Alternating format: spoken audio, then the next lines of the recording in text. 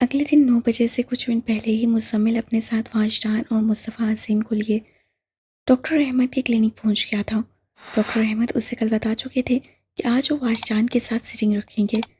وہ لوگ روم میں داخل ہوئے تو ڈاکٹر احمد علی ان کے استقبال کے لیے اپنی سیٹ سے اٹھ گئے۔ یہ گرم جوشی غالباً ان کے مزاج کا حصہ تھی۔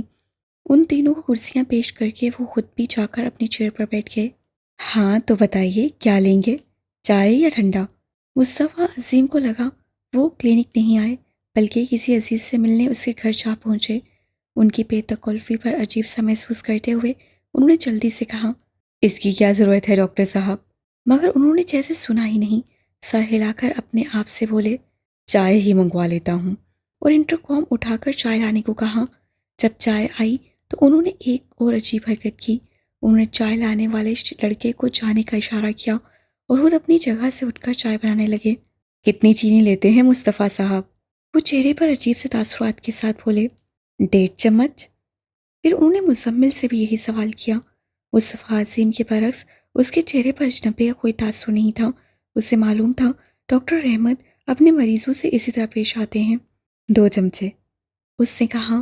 ڈاکٹر احمد نے چینی ملا کر ان کے کپ ان کے سامنے رکھے، پھر تیسرے کپ میں چائے ڈال کر شوگر پاٹ ہاتھ میں لیا اور بادشاہ سے پوچھا، کتنے چمچے؟ پھر فوراً ہی بولے، لیکن میں تم سے کیوں پوچھ رہا ہوں جبکہ مجھے معلوم ہے تم میٹھی چائے پیتے ہو، 3 چمچے کافی ہوں گے۔ ان کی خود کلامی سن کر بے حادثہ بادشاہ کی زبان سے نکلا، میں چائے بنا شکر کے پیتا ہوں۔ ڈاکٹر احمد نے ہاتھ میں پکڑا چینی کا چمچہ شوگر پاٹ میں الٹ کر بادشاہ کی طرف مسکرا کر دیکھا اور بغیر چینی کے چائے کا کپ اسے پکڑا دیا۔ مصطفیٰ عظیم کو اچانک ہی ان کے اب تک کے رویے کی وجہ سمجھ آ گئی۔ بادشاہ کی یہ عادت خود انہیں بھول چکی تھی، بلکہ شاید کسی کو بھی اس کی یہ عادت یاد نہیں رہی تھی، کیونکہ جب سے وہ واپس آیا تھا اسے چینی ملی چائے ہی مل رہی تھی اور بادشاہ بھی آرام سے پی لیتا، ورنہ 10 سال پہلے وہ چینی والی چائے کو ہاتھ بھی نہیں لگاتا تھا۔ ڈاکٹر احمد کو یقیناً یہ بات آفاق نے بتائی ہوگی اور اب انہوں نے غیر محسوس انداز میں بادشاہ کو اس کی ایک بھولی عادت یاد کرا دی تھی۔ مصطفیٰ عظیم اچانک ان سے بہت متاثر نظر آنے لگے تھے۔ انہوں نے مزمل کو دیکھا جو ان کے تاثرات کی تبدیلی کو محسوس کر کے مسکرا رہا تھا۔ پھر جتنی دیر میں چائے پی گئی انہوں نے بادشاہ سے کوئی بات نہیں کی۔ چائے ختم ہونے کے بعد ڈاکٹر احمد ان کے دائیں بائیں بیٹھے ان کے والد اور بھائی سے بولے، آپ دونوں کے ساتھ کافی باتیں کر لی، اب میرا جی چاہ رہا ہے کہ واجدان سے بھی کچھ گپ شپ ہو جائے۔ مزمل، والد صاحب کو لانچ میں لے جاؤ۔ اور مزمل فوراً اٹھ کر مصطفیٰ عظیم کی طرف آ گیا، چلیں ابو باہر چل کر بیٹھتے ہیں۔ پھر انہیں ساتھ لیے کمرے سے باہر آ گیا۔ واجدان ٹھیک تو ہو جائے گا مزمل؟ وہ آس بھرے لہجے میں بولے، انشاءاللہ آپ اچھی امید رکھیں، اللہ سب بہتر کرے گا۔ پھر ڈاکٹر صاحب بھی تو واجدان کو پرسنل ٹینشن دے رہے ہیں، مجھے پورا یقین ہے کہ واجدان ٹھیک ہو جائے گا، آپ یہاں آرام سے بیٹھیں اور بالکل پریشان نہ ہوں۔ انہیں تسلی دیتے ہوئے مزمل نے انہیں اپنے ساتھ ہی صوفے پر بٹھا لیا۔ ان دونوں کے کمرے سے نکلتے ہی ڈاکٹر احمد واجدان کی طرف متوجہ ہوئے، ہاں تو برخودار اپنے بارے میں کچھ بتاؤ، کچھ بھی، جیسے کہ تمہیں کھانے میں کیا پسند ہے، کون سا موسم اچھا لگتا ہے، یا اسپورٹس کے بارے میں ہی کوئی بات کر لو۔ آفاق نے مجھے بتایا تھا تم کالج میں فٹ بال ٹیم کے کپتان تھے، تمہارا فیورٹ فٹ بال پلیئر کون ہے؟ اس سوال پہ سوال کیے جا رہے تھے اور کہیں بھی جواب لینے کے لیے رکے نہیں۔ چکور پیپر ویٹ کو ہاتھ میں لے کر گھماتے بادشاہ کو دیکھتے ہوئے انہیں جواب ملنے کی امید بھی نہیں تھی، حالانکہ وہ اس وقت سوچ میں ڈوبا لگ رہا تھا، پر اس کی آنکھوں کی الجھن بتا رہی تھی کہ وہ اپنی سوچ کو مرتکز نہیں کر پا رہا۔ ڈاکٹر احمد نے چپ ہو کر اسے دیکھا، پھر بولے، بلو کلر تمہارا فیوریٹ ہے؟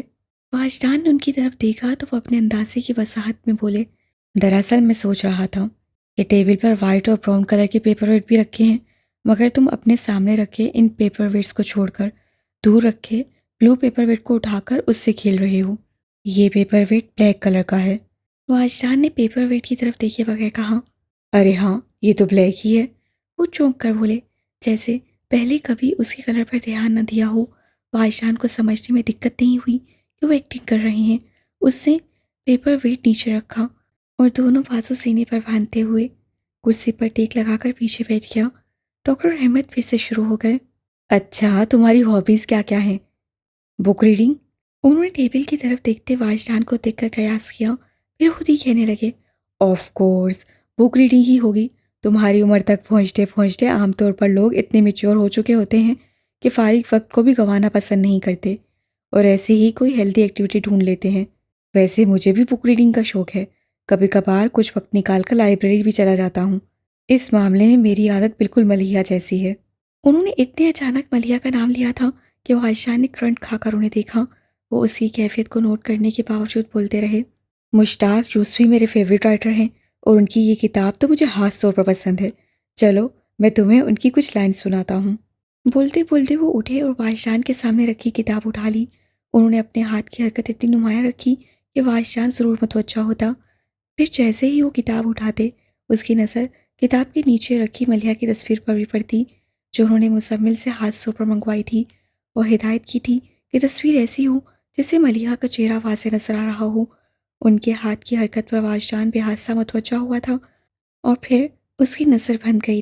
ڈاکٹر احمد سرسری سی نظر اس پر ڈال کر کتاب کھولتے ہوئے اس میں سے کچھ لائنز پڑھ کر سنانے لگے۔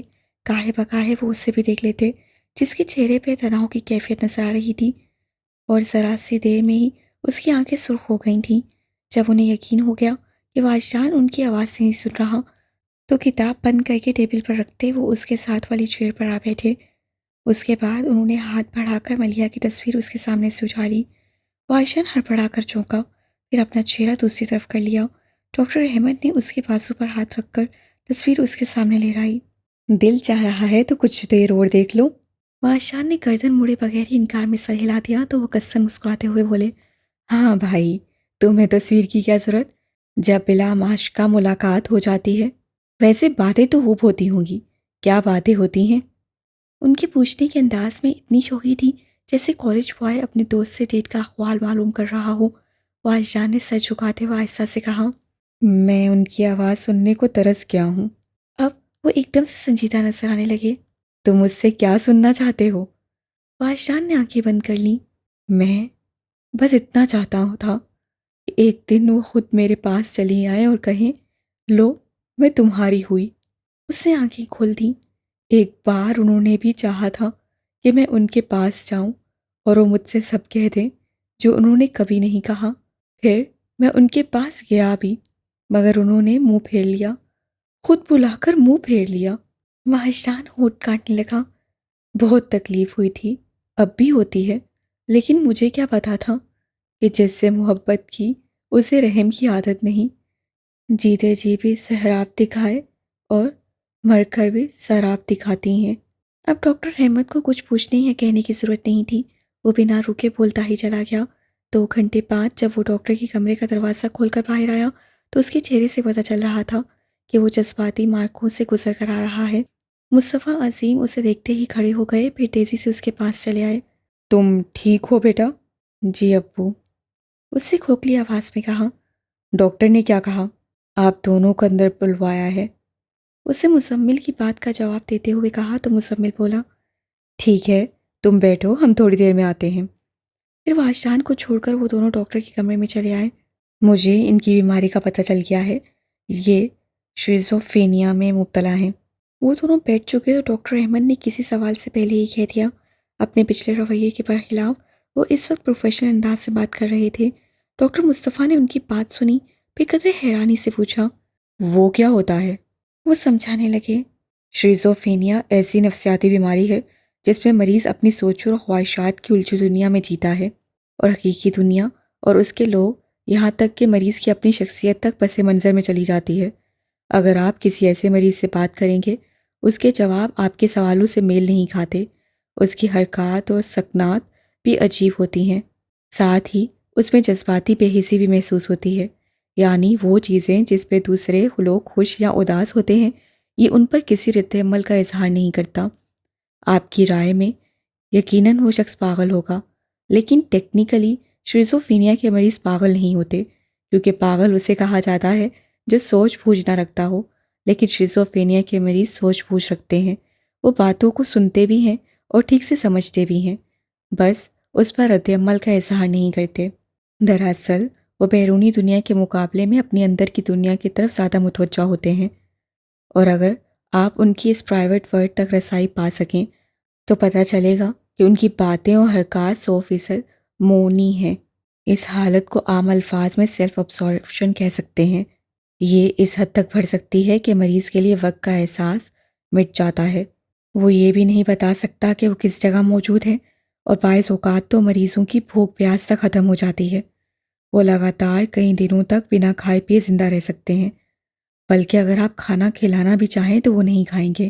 بعض ایکیوٹ کیسز میں تو مریض پرسنل ہائیجین اور حاجت تک سے بے نیاز ہو جاتے ہیں۔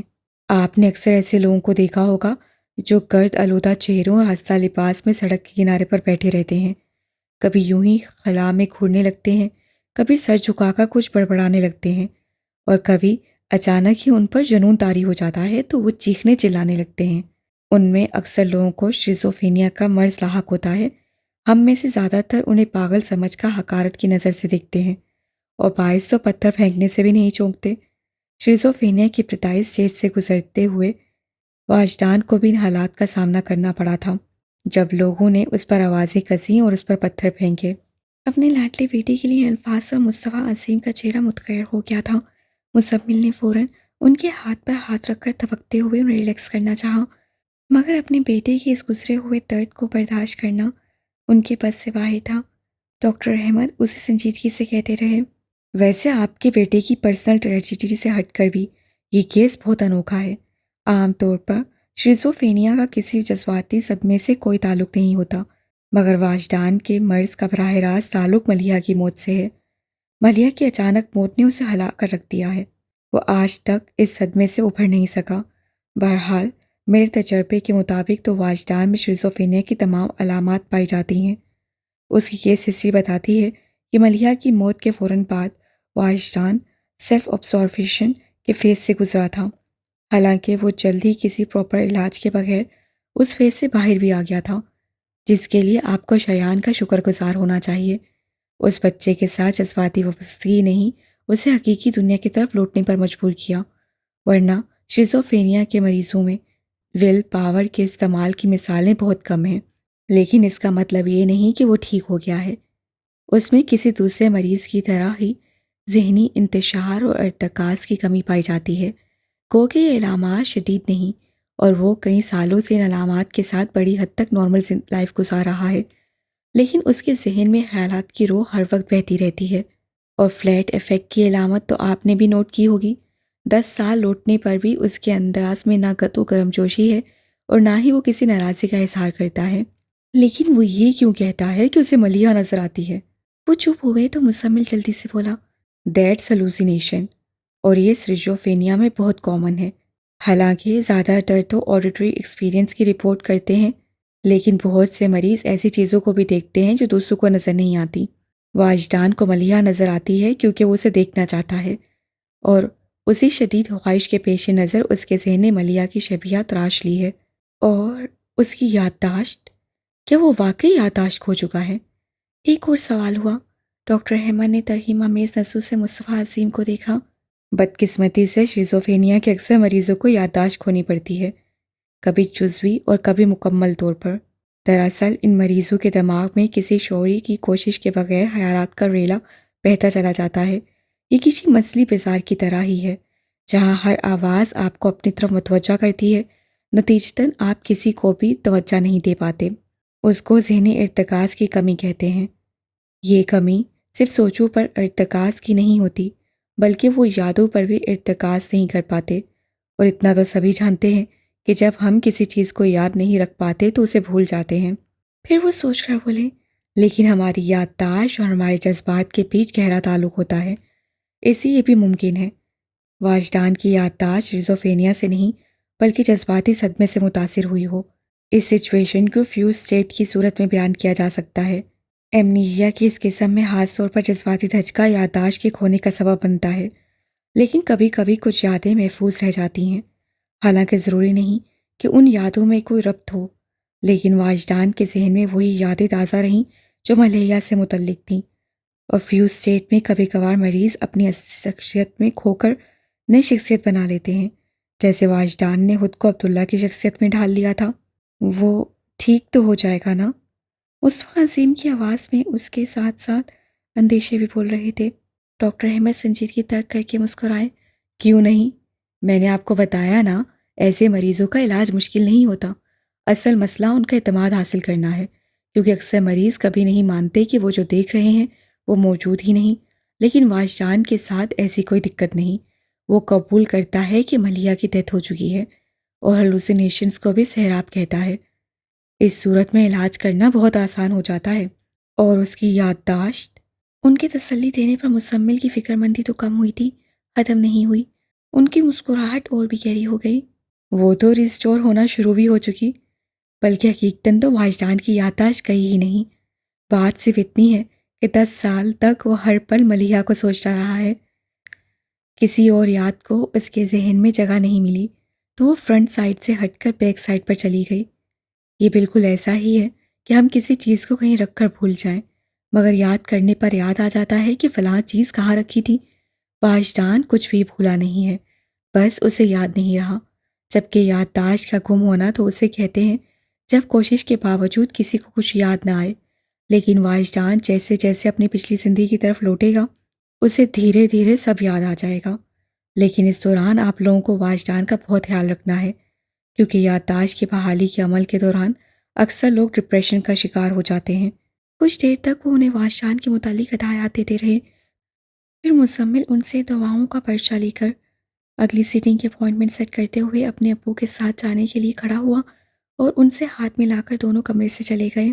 ایک اور بے خواب رات۔ بیڈ پر دونوں ہاتھوں کا تکیہ بنا کر لیٹے واجدان نے سوچا۔ وہ بہت دیر سے سونے کی کوشش کر رہا تھا، مگر اس کا ذہن یادوں کا ہمہ جگہ بنا تھا۔ اس کے ذہن کی سطح پر تیرتی بھولی بسری یادوں کا کوئی نقش اچانک ہی واضح ہو جاتا، پھر اگلے ہی پل یادوں کے نقوش دھندلا سے جاتے اور اس کا ذہن انہیں کریدنے لگتا۔ کبھی یہ جدوجہد لا حاصل ہو جاتی اور کبھی کوئی سرا اس کے ہاتھ لگ جاتا تو کئی مناظر ایک ساتھ اس کی نگاہوں میں گھوم جاتے۔ اس کے بعد پھر یادوں کی اسکرین سیاہ ہو جاتی اور اس کا ذہن پھر سے کسی گہرے نایاب کی تلاش میں یادوں کے سمندر میں غوطے کھانے لگتا۔ اس مشقت نے اسے تھکا دیا تھا۔ سوچتے سوچتے اس کی آنکھیں جلنے لگیں، پھر بھی پلکیں جھپکنے کو تیار نہیں تھیں۔ اس نے ایک نظر ساتھ سوئے بیٹے پر ڈالی، پھر اٹھ بیٹھا۔ اپنے کمرے سے نکل کر چلتا ہوا وہ کوریڈور کے اینڈ والے دروازے کے سامنے جا کھڑا ہوا۔ اس کمرے کے مکین بھی رت جگہ منا رہے تھے، جبھی پہلے دستک پر دروازہ کھل گیا۔ تم سوئے نہیں ابھی؟ عائشہ اسے دیکھ کر اجنبی سے بولی، پھر اسے چپ دیکھ کر اندر آنے کے لیے راستہ دیتے ہوئے کہا، اندر آ جاؤ۔ وہ اندر آیا تو کمرے میں روشنی ہو رہی تھی اور مصطفیٰ عظیم سر تک چادر اوڑھے، کمر کے پیچھے تکیہ ٹکائے بیڈ پر بیٹھے تھے۔ واجدان کو کمرے میں آتا دیکھ کر انہوں نے فوراً ٹٹول کر سائڈ ٹیبل پر سے اینک اٹھائی اور اسے لگا کر واجدان کو دیکھنے لگے، جو کمرے کی وسط میں کھڑا چپ چاپ انہیں دیکھ رہا تھا۔ عائشہ دروازہ بند کرتی خود بھی بیڈ کے کونے پر جا ٹکی۔ مصطفیٰ عظیم کو اس کی خاموشی سے بے چینی ہونے لگی تھی۔ نہ جانے کیسا خوف تھا جو انہیں ہر وقت واجدان کی طرف سے دھڑکا لگا رہتا تھا۔ چادر ہٹا کر دونوں پاؤں لٹکا کر بیٹھتے ہوئے وہ خود کو سنبھال کر بولے، کیا بات ہے بیٹا؟ میں آپ سے اور امی سے معافی مانگنے آیا ہوں۔ وہ دھیمے لہجے میں نظر جھکا کر بولا، کیسی معافی؟ واجدان نے ان کی طرف دیکھا، پھر ندامت سے بولا، آپ مجھے معاف کر دیں کہ میں آپ کی اجازت لیے بغیر گھر چھوڑ کر چلا گیا، آپ کو بتایا تک نہیں، ایک بار آپ لوگوں کے بارے میں سوچنے کی زحمت بھی نہیں کی۔ آپ مجھے معاف کر دیں کہ میں نے ایک طویل عرصے تک آپ کو اذیت میں رکھا۔ آپ مجھے اس کے لیے بھی معاف کر دیں کہ میں نے 10 سال میں ایک بار بھی آپ دونوں کو یاد کرنے کی کوشش نہیں کی، کبھی لوٹ آنے کا خیال بھی میرے دل میں نہیں آیا۔ عائشہ مصطفیٰ کے لیے اپنے بیٹے کا ٹوٹا بکھرتا لہجہ ناقابل برداشت ہو گیا تھا۔ وہ تڑپ کر اٹھی اور پیار سے اس کے چہرے پر ہاتھ پھیر کر دلاسا دینے لگی، ایسی باتیں نہ کرو بیٹے، میرا دل بیٹھنے لگتا ہے۔ جو ہوا سو ہوا، اب اسے بھول جاؤ۔ ہمیں تم سے کوئی شکایت نہیں، اور کریں بھی کیسے؟ تمہاری دی ہوئی چوٹ گہری ہی صحیح، پھر اس زخم کے ساتھ ہم یہاں عیش و آرام کی زندگی گزار رہے تھے۔ کبھی دل میں خیال تک نہ گزرا کہ میرے جگر کا ٹکڑا لوگوں کی ٹھوکریں کھا رہا ہے۔ وہ رونے لگی۔ واجدان ان کے آنسو پونچھنے لگا۔ آپ روتی کیوں ہیں امی؟ دیکھیں تو، آپ کو سحراب کی خواہش میں دکھ دینے والا سیراب کے پیچھے بھاگتے اپنی روح تک زخمی کر چکا ہے۔ ایسی بات مت کرو واجدان۔ وہ دہل گئیں، پھر پلٹ کر شوہر سے بولی، سن رہے ہیں آپ کا بیٹا کیا کہہ رہا ہے؟ اسے ٹوکتے کیوں نہیں؟ وہ بڑی مشکل سے خود پر ضبط کیے بیٹھے تھے، آہستگی سے اٹھ کر اس کے پاس آ گئے۔ خود کو سنبھالو واجدان، جوان اولاد کی شکستگی بوڑھے ماں باپ کو اور بھی بوڑھا کر دیتی ہے۔ اور اب ہمارے گھاؤ کا ذکر نہ کرو۔ ہمارا بیٹا لوٹ آیا تو ہمارے زخم بھی بھر گئے۔ لوٹ آیا ہے تو اسے میرا پتہ کیوں نہیں دیتے؟ خود کو دیکھے مدت بیت گئی، اب تو یاد کرنے پر بھی اپنے چہرے کے نقش ٹھیک سے یاد نہیں آتے۔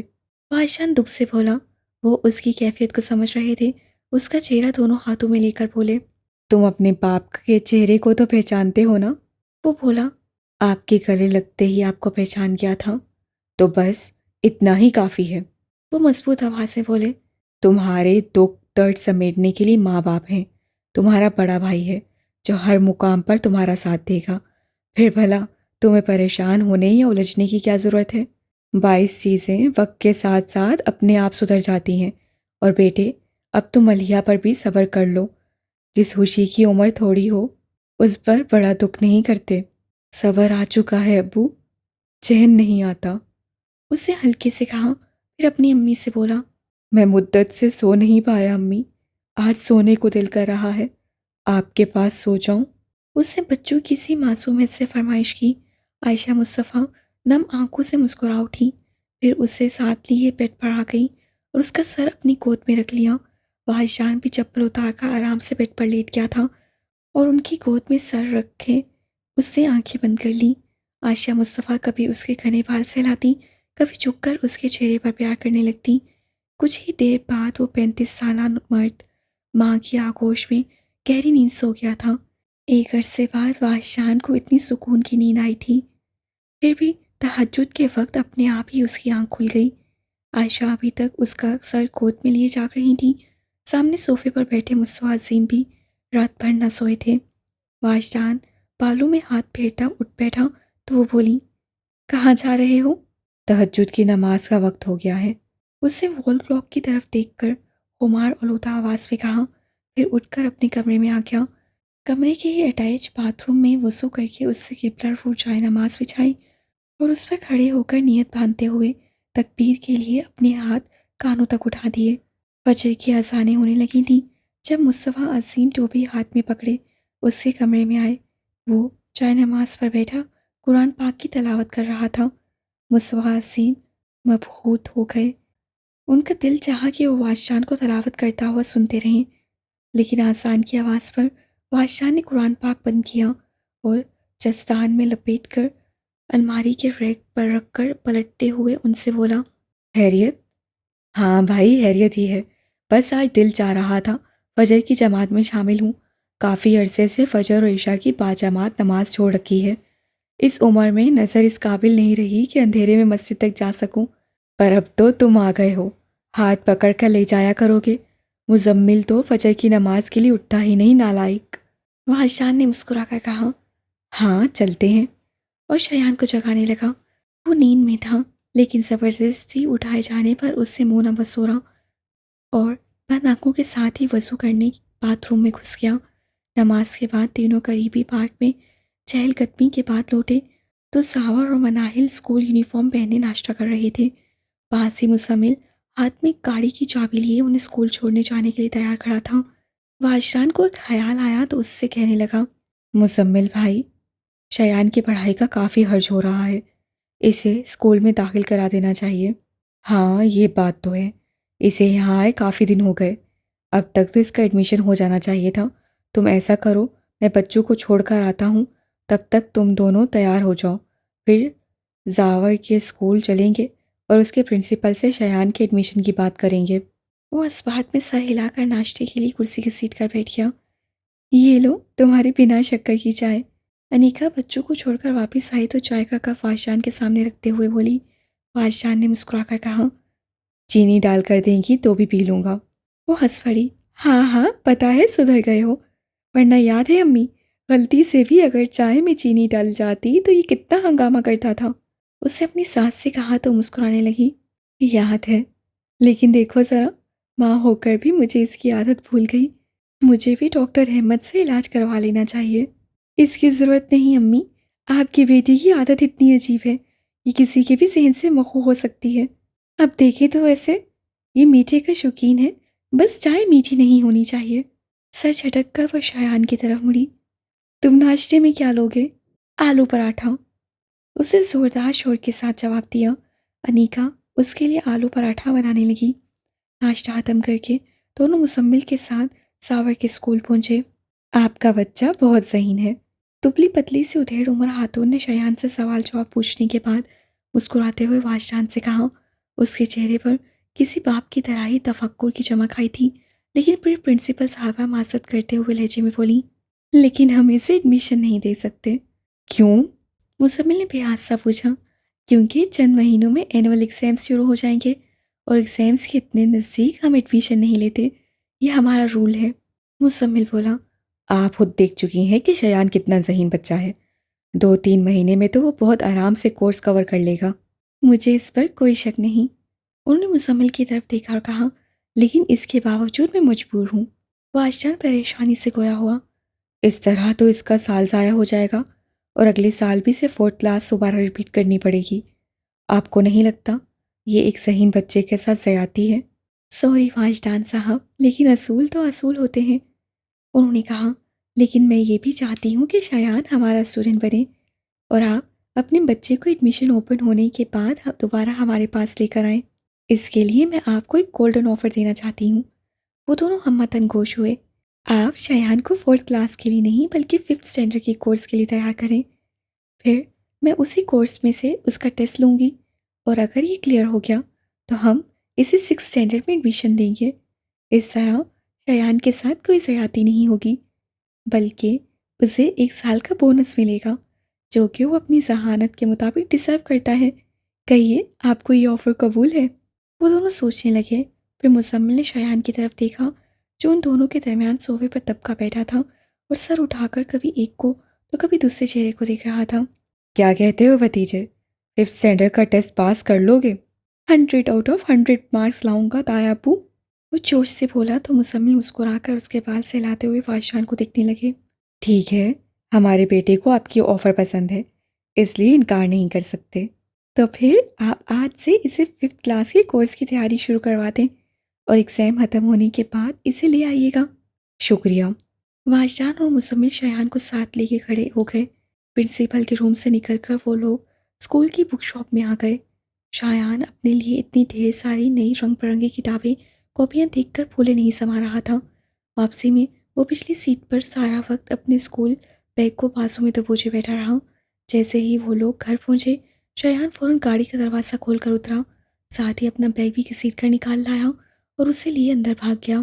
مصطفیٰ عظیم لانچ میں بیٹھے اخبار پڑھ رہے تھے۔ وہ سیدھا ان کے پاس آیا اور بیگ ان کے گھٹنوں پر رکھ کر ساتھ ہی صوفے پر چڑھ کر بیٹھ گیا۔ دیکھیں دادا ابو، میری نئی کتابیں کتنی اچھی ہیں، اور ابو میرے لیے کلر پینسلز بھی لے کر آئے ہیں۔ وہ بیگ کھول کر انہیں کتابیں اور کلر پینسل سکھانے لگا۔ واجدان اور مزمل ساتھ ساتھ چلتے اندر آئے تھے۔ پاپا، کیا شایان میرے ساتھ اسکول جائے گا؟ سافر نے پوچھا۔ ہاں۔ مزمل کی بات پر وہ خوشی سے اچھلنے لگا۔ کتنا مزہ آئے گا شایان، ہم دونوں ساتھ اسکول جائیں گے اور اسکول میں کرکٹ بھی کھیلیں گے۔ پتہ ہے وہاں سب بڑے بڑے لڑکے بیٹنگ نہیں دیتے، بس بالنگ کرواتے رہتے ہیں۔ تم آ جاؤ گے تو ہم دونوں مل کر کھیلیں گے۔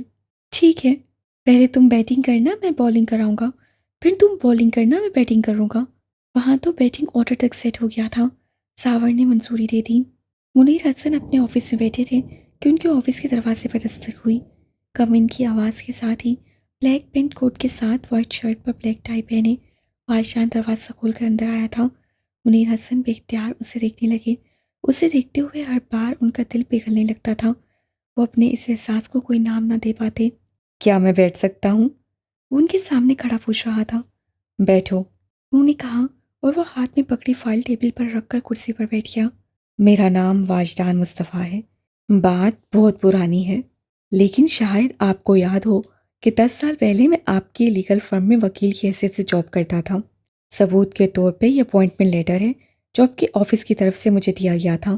اس نے فائل میں سے ایک لیٹر نکال کر ان کے سامنے ٹیبل پر رکھا، مگر منیر حسن نے اسے ہاتھ بھی نہیں لگایا اور اسے دیکھتے رہے جو کہہ رہا تھا، 10 سال تک کچھ نامساعد حالات کی وجہ سے میں آفس میں حاضری نہیں دے سکا، لیکن اب میں اپنی جاب کو ریجوائن کرنا چاہتا ہوں۔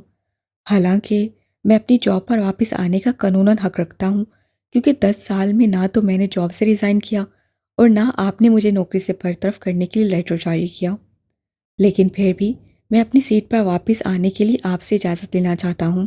وہ چپ ہو کر ان کی طرف منتظر نگاہوں سے دیکھنے لگا تو وہ بولے، تمہیں اپنا تعارف دینے کی ضرورت نہیں۔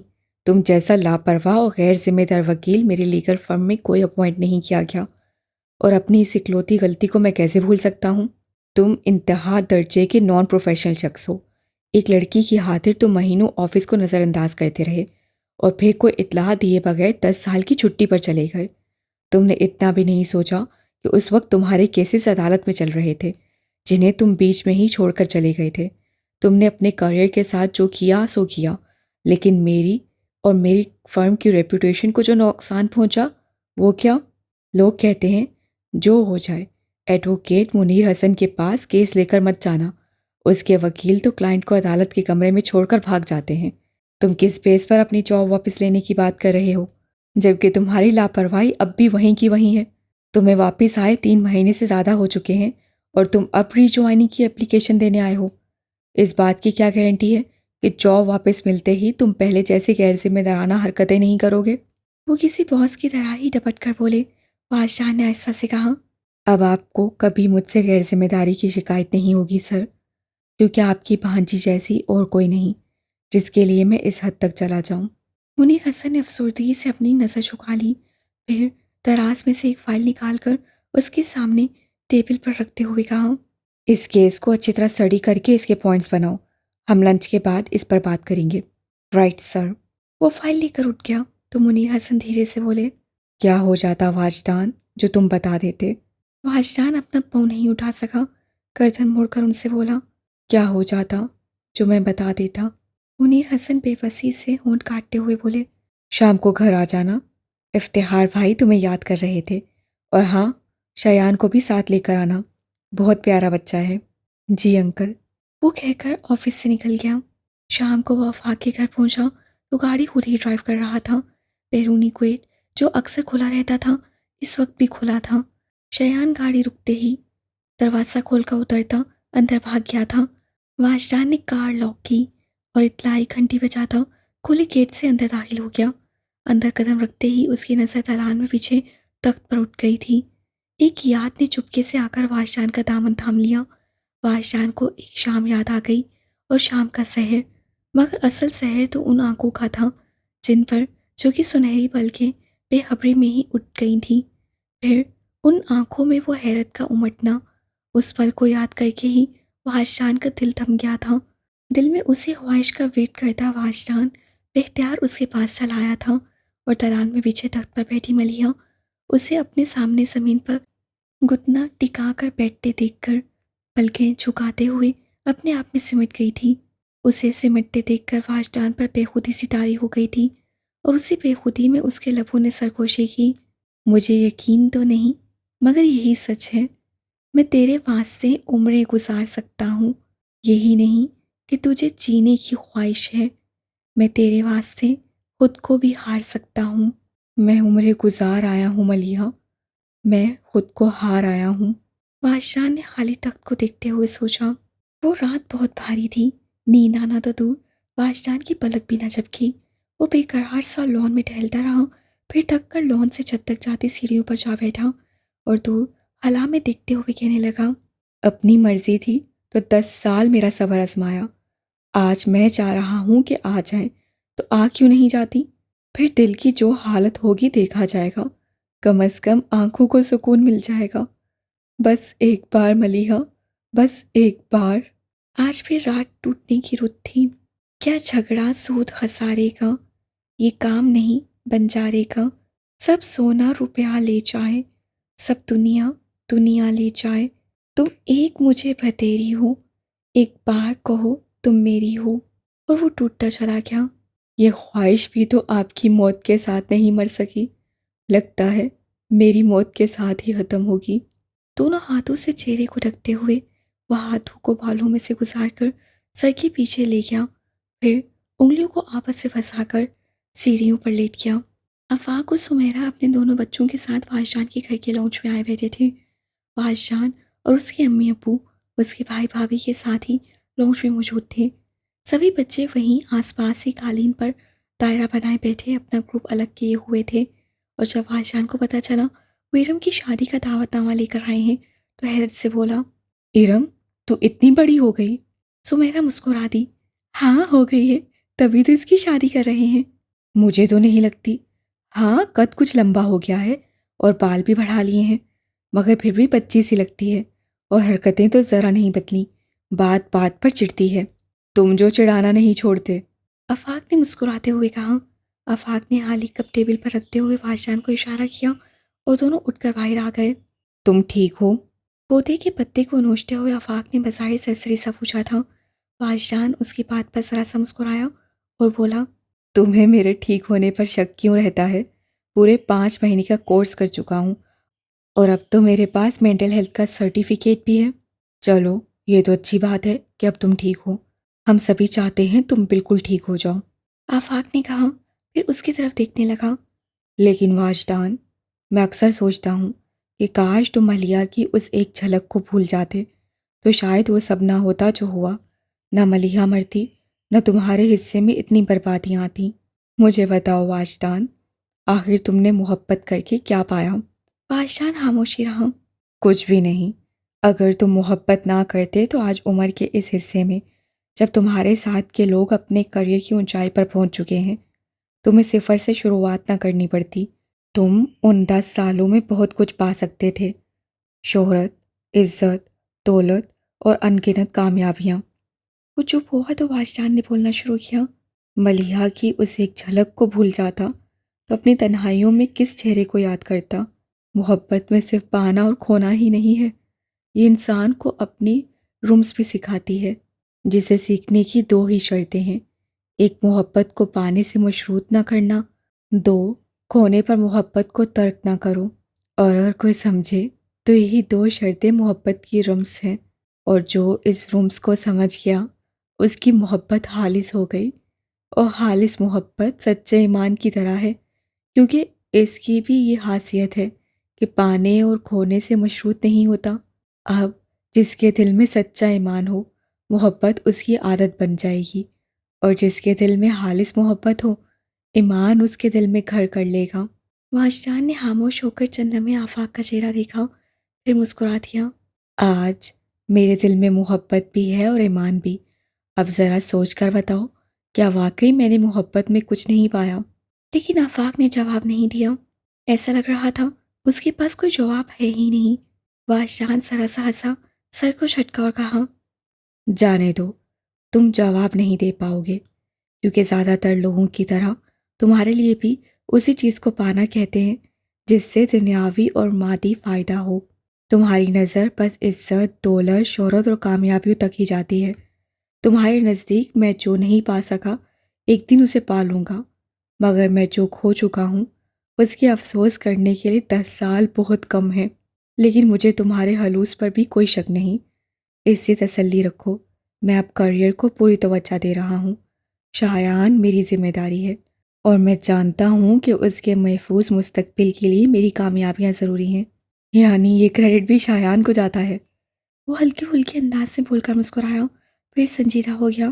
لیکن واجدان، تمہیں نہیں لگتا تم نے اس بچے کو اپنی کمزوری بنا لیا ہے؟ پتہ نہیں آفاق، اس بچے میں کیا ہے جو میرا دل اس کی طرف کھینچا چلا جاتا ہے۔ اپنے آپ ہی میں اس کے لیے باپ کی طرح سوچنے لگا ہوں۔ میرا دل چاہتا ہے میں اسے دنیا کی ہر وہ خوشی دوں جو میرے اختیار میں ہے، اور میں ایسا ہی کروں گا، اور اگر ضرورت پڑی تو اس کی خوشی کی خاطر اپنے اختیار کی آخری حد سے بھی گزر جاؤں گا۔ اس کا لہجہ مضبوط تھا۔ چلو چھوڑو، یہ بتاؤ بابا جان کیسے ہیں؟ کون بابا جان؟ آفاق فوری طور پر سمجھا نہیں تو اس کی شکل دیکھنے لگا۔ ملیحہ کے بابا جان؟ فاش جان نے کہا۔ اچھا وہ۔ آفاق نے لفظوں کو لمبا کھینچا۔ تمہیں ان کا خیال کیسے آ گیا؟ وہ ملیحہ کے بابا ہیں تو میرے لیے بھی باپ کی جگہ ہوئے، پھر کیا مجھے ان کا خیال نہیں آنا چاہیے؟ بلکہ میں تو جب بھی ملیحہ کو سوچتا ہوں ساتھ ہی بابا جان اور ہادی بھائی کا خیال آ جاتا ہے۔ پتہ نہیں ملیحہ کے بعد کس طرح جی پائے ہوں گے، خاص طور پر ہادی بھائی۔ وہ تو شروع سے ہی لا علم تھے اور آخری وقت تک لا علم رہے۔ پتہ نہیں سب جان کر ان کی کیا حالت ہوئی ہوگی۔ میرے بعد وہ دنیا کے دوسرے شخص ہیں جن کے بارے میں مجھے یقین تھا کہ انہیں خود سے زیادہ ملیحہ کی پرواہ ہے۔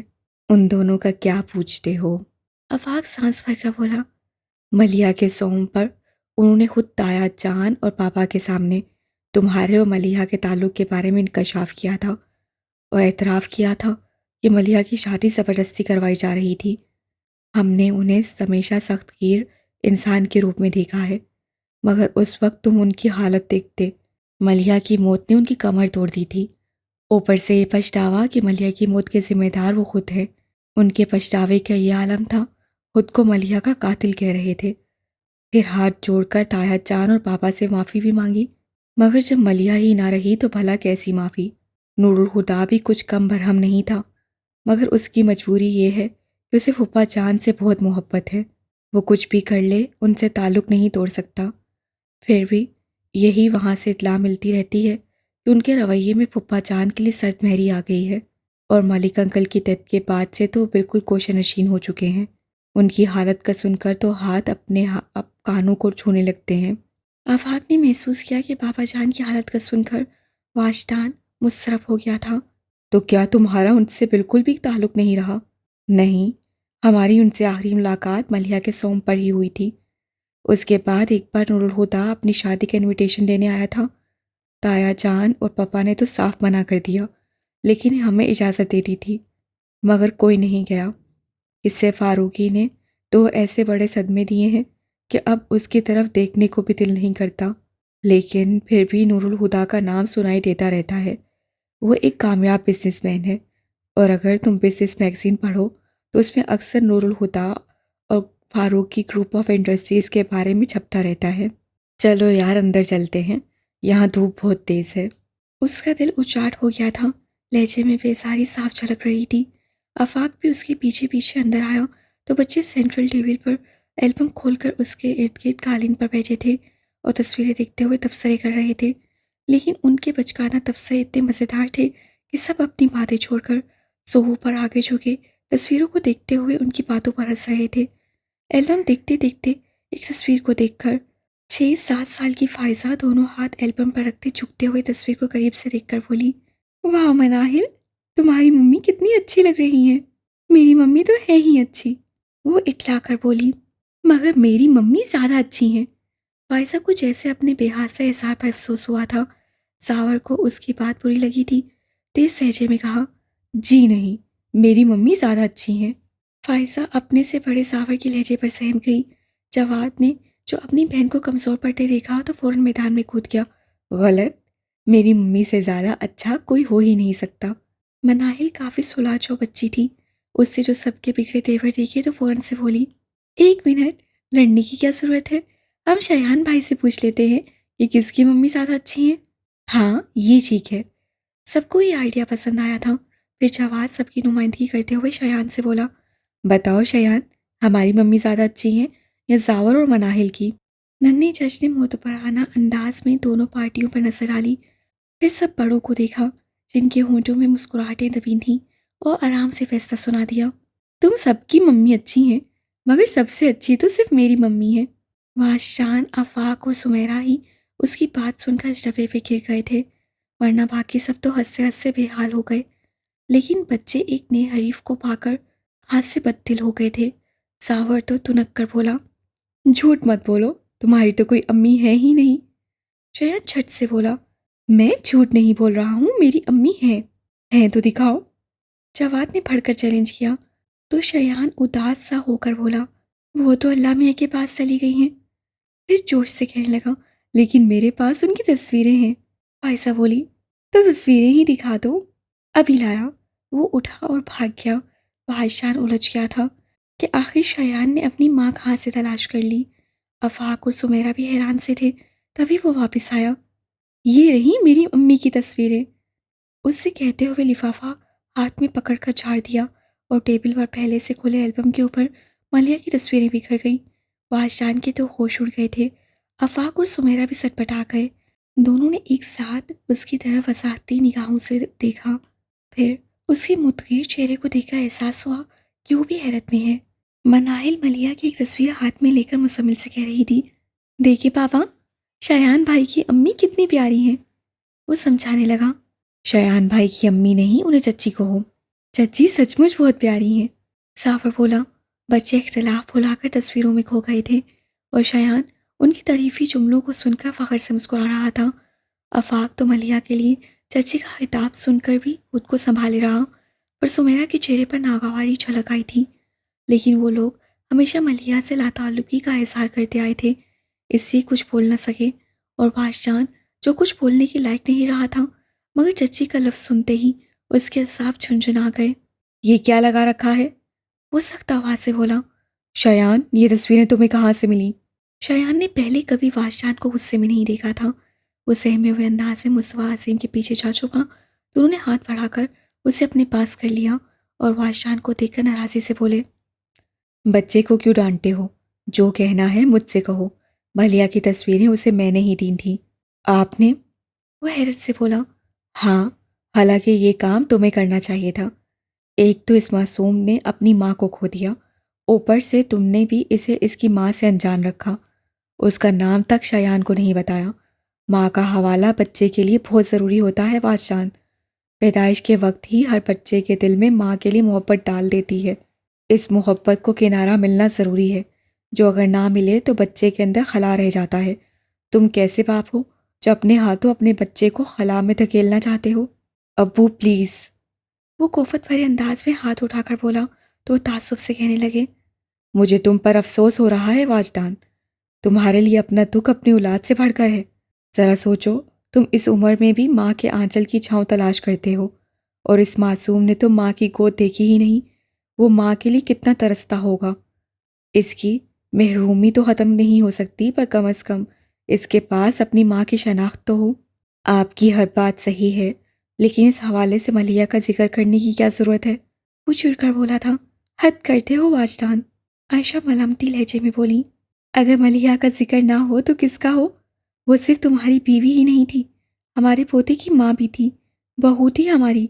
वाजदान की तो जैसे सर पर धमाका हुआ था, उससे एकदम से हाथ उठाकर उन्हें चुप करवा दिया। फिर उंगली दिखाते हुए सख्त लहजे में बोला, ना तो शयान आपका पोता है और ना मलिया आपकी बहू थी। उन दोनों से आपका कोई रिश्ता नहीं।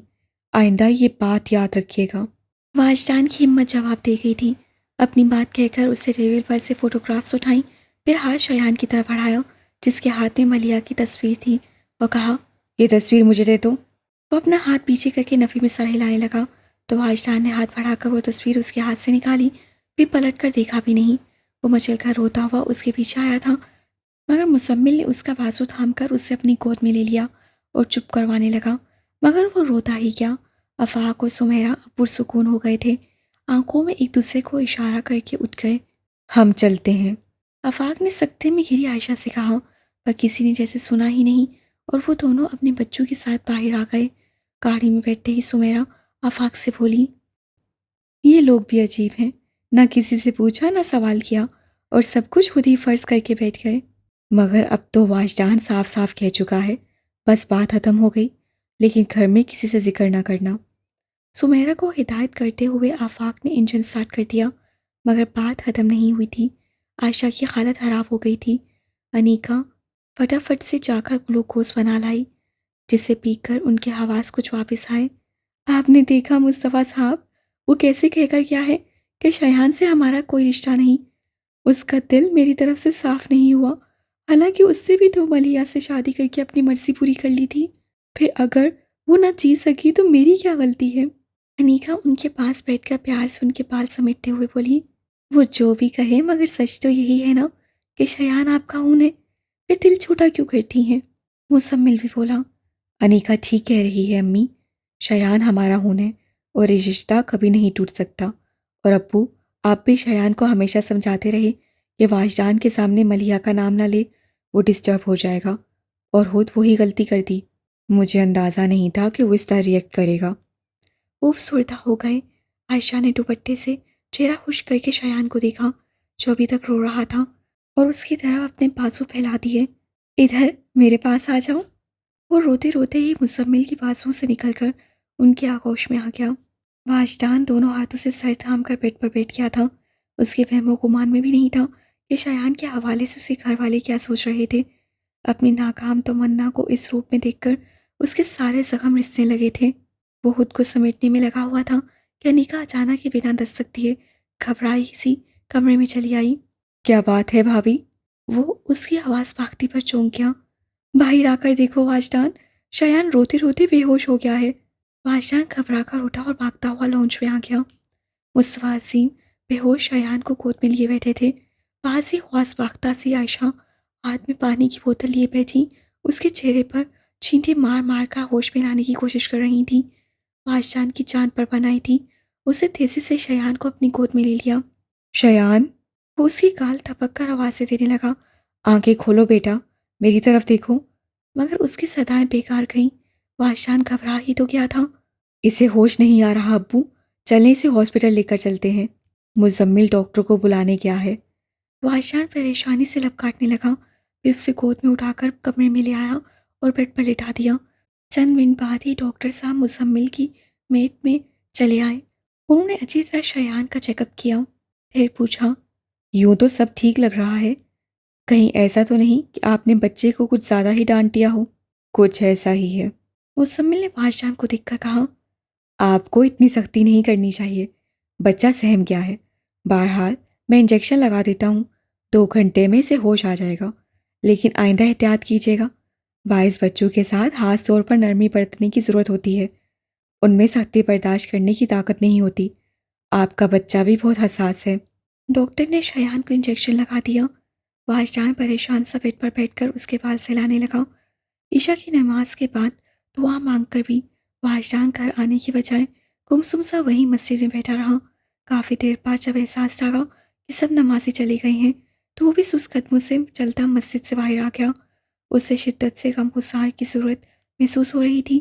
گھر جانے کی بجائے وہ آفاق کے گھر آ گیا۔ تم اس وقت سب ٹھیک تو ہے؟ پریشان سے لگ رہے ہو۔ اسے نفی میں سر ہلا دیا۔ آفاق کو سمجھ نہیں آیا کہ یہ اسی کس سوال کا جواب ہے، اس لیے الجھ سا گیا۔ اچھا اندر تو آؤ۔ نہیں، باہر ہی ٹھیک ہے۔ آفاق کا ماتھا ٹھنکا مگر خاموش رہا۔ دونوں کچھ قدم دور الیکٹرک پول کے نیچے جا کر بیٹھ گئے۔ کیا ہوا ہے؟ اسے خاموش دیکھ کر آفاق نے اسے بولنے پر اکسایا تو وہ کہنے لگا، مجھے لگ رہا ہے کہ جیسے میں برف میں دفن ہو چکا ہوں اور جسم کے ساتھ میرا ذہن بھی سن ہو گیا ہے۔ مجھے سمجھ نہیں آ رہا آفاق کہ میرے گھر والوں نے ملیحہ کے بارے میں یہ سوچا بھی کیسے کہ ان کا مجھ سے یا شایان سے کوئی رشتہ رہا ہوگا۔ آفاق چپ سا رہ گیا، پھر بولا، اگر انہوں نے ایسا سوچا تو کچھ غلط نہیں کیا۔ وہ یہی سمجھتے ہیں کہ شایان تمہارا اپنا بیٹا ہے اور تمہارے بیٹے کی ماں ملیحہ کے سوا کون ہو سکتی ہے؟ ان کے ساتھ میرا ایسا رشتہ نہ جوڑو۔ واجدان کا لہجہ عجیب سا ہو گیا تھا۔ میں کب جوڑ رہا ہوں؟ آفاق جلدی سے ہاتھ اٹھا کر بولا، ویسے اگر تم پہلے ہی اپنے گھر والوں کو شایان کے بارے میں سچ بتاتے تھے تو آج یہ سب نہ ہوتا۔ اس کی بات پر واجدان وضاحت دینے لگا، میں نے کبھی اپنے گھر والوں کو دانستہ طور پر اس بات کے لیے مجبور نہیں کیا تھا کہ وہ شایان کو میری سگی اولاد سمجھیں، لیکن آج جب میں نے محسوس کیا کہ وہ ایسا ہی سمجھ رہے ہیں تو مجھے چپ رہنا بہتر لگ رہا ہے، اور اس کی وجہ صاف ہے۔ شایان کو جو محبت اور مقام میرے بیٹے کی حیثیت سے ملی ہے وہ کسی گمنام بچے کو نہیں ملے گی، بلکہ یہ جان کر کہ اسے پیدا کرنے والے اسے غلاظت کی طرح خود سے الگ کر کے پھینک گئے تھے۔ اس کی ذات تہذیب اور تحقیق کا نشانہ بن جائے گی۔ لوگ اسے گناہ کی پیداوار کہہ کر دھتکار دیں گے۔ ہمارے معاشرے میں انہی ظالم رسوم کا رواج ہے کہ گناہ گار سے کوئی نہیں پوچھتا کہ اس سے گناہ کا ارتکاب کیوں کیا، مگر بے گناہ کو سزا دینے سبھی چلے آتے ہیں۔ میں شایان کو طنز کا نشانہ بننے نہیں دے سکتا۔ ایسے سچ کا کیا فائدہ کہ لوگ اسے ذلت کے کھڑے میں اتار کر عمر بھر تحقیر کے پتھروں سے سنگسار کرتے رہیں۔ کسی اور کو سچ بتانا تو دور، میں کبھی شایان کو بتانے کی ہمت بھی نہیں کر پاؤں گا، کیونکہ میں جانتا ہوں اگر اسے پتہ چل گیا تو وہ اپنی ہی نظروں میں گر جائے گا۔ نہیں آفاق، یہ بات کسی کو پتہ نہیں چلنی چاہیے۔ نم آنکھوں کے ساتھ وہ بے حادثہ نفی میں سر ہلاتا ہوا کہہ رہا تھا، وعدہ کرو یہ راز ہمیشہ راز رہے گا۔ میرے مرنے کے بعد بھی تم کسی قیمت پر اس راز سے پردہ نہیں اٹھاؤ گے۔ شایان میرا بیٹا ہے اور اس کا یہ بھرم ہمیشہ قائم رہنا چاہیے، بلکہ میں تو یہ دعا کرتا ہوں کہ قیامت کے دن بھی اس کا یہ بھرم نہ ٹوٹے۔ میں وعدہ کرتا ہوں کبھی یہ بات میری زبان پر نہیں آئے گی۔ آفاق نے وعدہ کیا تھا، پھر کسن ماحول میں رچے تناؤ کو کم کرنے کے لیے مسکرا کر بولا، تم صرف یہ وعدہ لینے کے لیے اس وقت چلے آئے؟ لیکن واجدان کے تاثرات میں کوئی تبدیلی نہیں آئی۔ نہیں، میں تو اس خیال سے پریشان ہو کر تمہارے پاس آیا تھا جو ملیحہ کے لیے میرے گھر والوں کے ذہن میں ہے، لیکن وہ بات تو صاف ہو گئی تھی۔ آفاق اشنوے سے بولا، نہیں ہوئی، لیکن انہیں میں کوئی بھی کہانی سنا کر سمجھا لوں گا۔ اصل مسئلہ شایان کا ہے، جس کے دل میں ملیحہ ماں کی حیثیت سے نقش ہو چکی ہیں۔ صرف ان کی تصویریں چھن جانے پر اس کا رد عمل اتنا شدید ہے کہ تمہارے جانے کے بعد روتے روتے بے ہوش ہو گیا۔ کافی دیر بعد ہوش آیا بھی تو ابھی تک بخار میں پھک رہا ہے، لیکن دوپہر سے پانی کی ایک بوند بھی حلق سے نہیں اتاری۔ دوا لینے کی تو بات ہی کیا ہے۔ سوچتا ہوں اگر ملیحہ کا خیال اس سے چھن گیا تو کیا کرے گا۔ اس کی آواز کی پریشانی سے حالات کی سنگینی کا اندازہ کر کے آفاق بھی پریشانی میں گر گیا تھا، لیکن اس کے پاس بھی اس پریشانی کا کوئی حل نہیں تھا۔ دونوں کتنی ہی دیر خاموش بیٹھے اپنی سوچوں سے الجھتے رہے، پھر تھک کر واجدان اٹھ کھڑا ہوا۔ اب چلتا ہوں، شایان کی طبیعت ٹھیک نہیں، مجھے اس کی فکر ہو رہی ہے۔ آفاق نے بس سر ہلانے پر اکتفا کیا۔ واجدان گھر پہنچا تو مصطفیٰ عظیم اس کے انتظار میں بے چینی سے گیٹ کے پاس چل رہے تھے۔ اسے دیکھ کر تیزی سے اس کے پاس آئے۔ حد ہوتی ہے لاپرواہی کی، بیمار بچے کو چھوڑ کر کئی گھنٹوں سے غائب ہو۔ کسی اور کا احساس نہ صحیح، انسان اپنی اولاد کا احساس تو کر ہی لیتا ہے۔ کیا شایان کی طبیعت زیادہ خراب ہو گئی ہے؟ ان کے انداز سے سمجھ کر وہ پریشان ہوا تو وہ اور بھی بھڑک گئے۔ خود ہی جا کر دیکھ لوں۔ کمرے میں آیا تو بیڈ پر نظر پڑتے ہی وہ گھبرا گیا۔ شایان بے سد پڑا تھا۔ مزمل پریشان سی صورت لیے اس کے سرانے بیٹھا تھا۔ دوسری طرف متفکر سی انیکا اس کے ماتھے پر پٹیاں رکھ رہی تھیں۔ اس کے سامنے ہی عائشہ بیٹھی تھی، ٹھنڈے پانی میں بھیگا تولیہ کبھی شایان کے تلووں پر رگڑتی اور کبھی نم تولیہ سے اس کا سینہ مسلنے لگتی تو لگتا بھاپ اڑ رہی ہو، لیکن شایان کے دکھتے چہرے کو دیکھ کر لگ نہیں رہا تھا کہ ان کی کوششیں سود مند ثابت ہو رہی ہیں۔ واجدان بھکلایا سا شایان کے پاس چلا آیا۔ عائشہ مصطفیٰ نے اسے بیڈ کی دوسری طرف آ کر بیٹھے دیکھا تو غصے سے بولی، تم اب آ رہے ہو؟ وہ انہیں نظر انداز کرتا شایان کے چہرے پر ہاتھ رکھ کر بخار کی شدت محسوس کر کے پریشانی سے بولا تو وہ تڑاک کر بولی، تمہیں کیا، تم جا کر مری بیوی کا دکھ بناؤ، زندہ اولاد چاہے تڑپتی رہ جائے، پر یاد رکھو جس کی یاد میں صبح شام اداس پھرتے ہو اسے پیدا کرنے والی بھی وہی تھی۔ تم ملیحہ پر صرف اپنا حق سمجھتے ہو مگر یہ بھی اس پر حق رکھتا ہے، اور مت بھولو کہ عورت پر شوہر سے زیادہ حق اولاد کا ہوتا ہے، اور جس سے یہ حق چھینا اسے معافی نہیں ملے گی۔ بس کریں امی۔ مزمل نے انہیں ٹھنڈا کرنے کی کوشش کی تو اسی پر چڑھ دوڑی، خبردار جو تم نے اس کی طرفداری کی تو غضب خدا کا، کیا حالت ہو گئی ہے بچے کی، دوپہر سے رات میں ہی نچڑ کر رہ گیا ہے مگر باپ کو پرواہ ہی نہیں۔ کیا ہو گیا ہے امی، کچھ تو خیال کریں، اس کا بچہ بیمار ہے اور بھلا باپ سے زیادہ کسے پرواہ ہو سکتی ہے۔ ریلیکس یار، اتنا پریشان ہونے کی ضرورت نہیں، بچے تو بیمار پڑا ہی کرتے ہیں۔ مزمل کی تسلی کے جواب میں بھی شایان خاموش ہی رہا۔ شایان کے تپتے ہاتھ کی پشت پر ہونٹ رکھتے ہوئے آنسو ضبط کرنے کی کوشش میں واجدان کی آنکھیں سرخ ہو گئی تھیں۔ وہ خود کو بے بسی کی انتہا پر محسوس کر رہا تھا۔ رات کافی ہو گئی ہے مزمل بھائی، جائیں آپ بھابھی کو بھی لے جائیں اور خود بھی آرام کریں، اور ابو آپ بھی تو تھک گئے ہوں گے، آپ شایان کی فکر نہ کریں، میں اس کے پاس ہوں، اور امی کو بھی سمجھائیں، یوں پریشان ہونے سے ان کی طبیعت خراب ہو جائے گی۔ اس سے مصطفیٰ عظیم سے کہا تو انہوں نے سر اس بات میں ہلا دیا اور اٹھ کر کمرے سے باہر چلے گئے۔ وقفے وقفے سے سب اٹھ کر اپنے اپنے کمرے میں آرام کرنے چلے گئے۔ 8 سال میں پہلی بار ایسا ہوا کہ واجدان نے جماعت چھوڑ دی تھی۔ فجر کی نماز اسے کمرے میں ہی پڑھی تھی۔ فجر کی نماز کے بعد وہ چائے نماز پر بیٹھا دعا مانگ رہا تھا۔ یہ تو میں جان چکا ہوں کہ تو کبھی لے کر اور کبھی دے کر آزماتا ہے، مگر یہ نہ جان پایا تھا کہ کبھی کبھی تو پرانے زخموں کو ادھیڑ کر بھی نئی آزمائش میں ڈالتا ہے۔ اللہ مجھے اتنی طاقت دینا کہ اس آزمائش سے گزر جاؤں۔ منہ پر ہاتھ پھیرتے ہوئے وہ سچا سیر ہو گیا۔ پھر چائے نماز سہ کر کے الماری میں رکھتا وہ بیڈ پر بیٹھ کر شایان کا ٹمپریچر چیک کرنے لگا۔ رات بھر واجدان نے کمر بستر سے نہ لگنے دی تھی۔ اب کہیں جا کر کچھ تسلی ہوئی تو وہ تکیہ اونچا کر کے نیم دراز ہو گیا۔ کچھ دیر ہی گزری تھی کہ واجدان کو اپنے بائیں ہاتھ کی پشت پر شایان کے ہاتھ کا لمس محسوس ہوا۔ وہ دائیں بازو سے آنکھیں ڈھک کر لیٹا تھا، جھکتے ہوئے بازو ہٹا کر شایان کو دیکھنے لگا۔ اسے ہوش آ گیا تھا اور بار بار پلکیں جھپکتا وہ کسمسا رہا تھا۔ واجدان تیزی سے اس کی طرف جھکا اور پیار سے اس کے چہرے پر ہاتھ پھیرتے ہوئے بےتابی سے کہا، بیٹا تم ٹھیک ہو نا؟ وہ حالی حالی نگاہوں سے واجدان کی طرف دیکھتا رہا، پھر بولا، امی کی تصویر دے دیں ابو؟ واجدان بے بسی سے اسے دیکھ کر رہ گیا، پھر تھکن بھرے انداز میں سیدھا ہو بیٹھا۔ شایان بھی اٹھ کر بیٹھ گیا، پھر اس کی آستین مٹھی میں پکڑ کر ہلاتے ہوئے بولا، بیٹا ضد چھوڑ دو، میں بہت پریشان ہو گیا ہوں، اور اب ذرا حالت دیکھو، خود کو بیمار کر لیا ہے، پھر ان تصویروں کو پاس رکھنے سے ملیحہ تو تمہارے پاس نہیں آ جائے گی۔ واجدان بڑی عاجزی سے منت کر رہا تھا، مگر شایان کے لیے تو بس یہی بات اہم تھی کہ واجدان اسے ملیحہ کی تصویریں دینے سے انکار کر رہا ہے۔ پل بھر میں اس کے تاثرات بدلے اور سنجیدگی کو ہٹا کر اس کی صورت رونی ہو گئی۔